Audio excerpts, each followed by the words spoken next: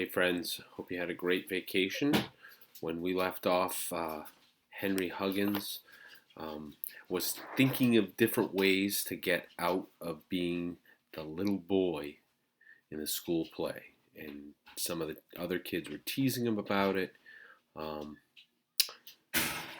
so, by the time Henry reached his house on Clickatat Street, he decided to say nothing about the play to his mom and dad till he could work things out. Said hello to his mother, who was writing a letter on the typewriter, and then he went to the kitchen to fix himself a snack of peanut butter, jam, and pickle relish on graham crackers. He spread a cracker with peanut butter and gave it to Ribsy. Then he leaned against the refrigerator to munch and think. Tap, tap, tap went the typewriter. Henry fixed himself another snack of cracker. Tap, tap, tap. He heard his mom pull the sheet of paper out of the machine and heard her go into the bedroom. The typewriter. That was it. Hey, Mom, can I use the typewriter? May I use the typewriter? May I use the typewriter? Asked Henry patiently. Yes, Henry, but please don't pound too hard on the keys. Henry gulped down his graham cracker with peanut butter jam and pickle relish. He wiped his fingers on the seat of his jeans and went into the living room. There he sat down at the desk. He took a sheet of paper from the drawer and put it into the typewriter. He thought a while and then began to type. He didn't make the typewriter go tap, tap, tap the way his mother did. He only made one tap at a time, and then, after a long pause while he looked for the correct letter, he made another tap. He had to remind himself to push the extra key to make capital letters. Henry worked a long time. Fortunately, his mom did not pay any attention to his typing. Tap, tap, tap. At last, it was finished. Henry pulled the paper out of the typewriter and read, Dear Miss Roop, please excuse Henry from the play. He has too much work to do at home. Yours truly, Mrs. Huggins. Somehow it didn't look the way he had thought it would. The capitals weren't in the right places. He knew much was M-U-C-H and it wasn't spelled with a J. And he knew that yours didn't have a Z. His fingers had just put themselves on the wrong keys. Henry tore the letter into little pieces and threw them in the fireplace. He put another piece of paper into the typewriter and started again. Tap, tap, tap. When the second letter was finished, it read, Dear Miss Root, please excuse Henry fro the play. Has too much work to do at home. Yours truly, Mrs. Huggins. Henry studied it. Those capitals again. He pushed that thing down too soon or not soon enough. And who ever heard a word like escued or dote? His fingers just didn't hit the right keys. No, the letter was not a finished product. Henry tore this one up too and threw it in the fireplace. He was going to have to think of something else.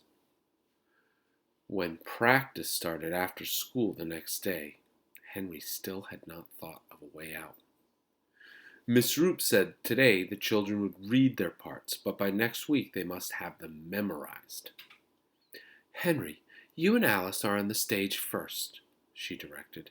Alice was the 8th grade girl who was to play the part of Timmy's mother. Come on, Henry, don't waste any time.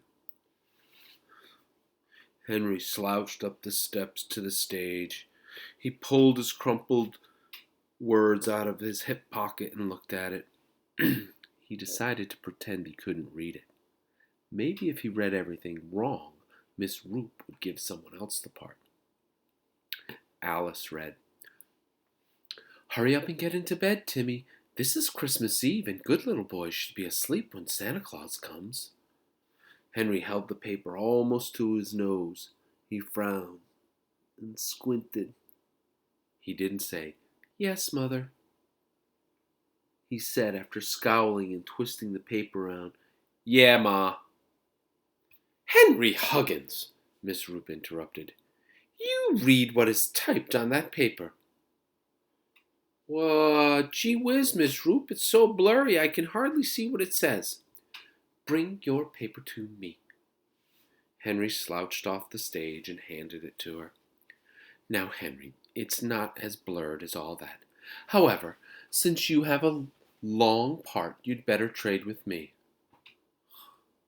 She gave him a fresh, new printed page. Well, that's that, thought Henry. None of his ideas seemed to work. "Continue," ordered Miss Roop. The play proceeded. It seemed to Henry that it took a long time to get through it. The music teacher played the music for the songs they were supposed to learn by next week. Henry discovered that in the second act, he was supposed to stand in the center of the stage and sing a song all by himself. It went, "Hooray for Santa, hooray for Saint Nick. He comes from the north with reindeer and sleigh, riding on clouds up high in the sky, with a pack full of toys so the children can play." It was the dumbest song Henry had ever heard.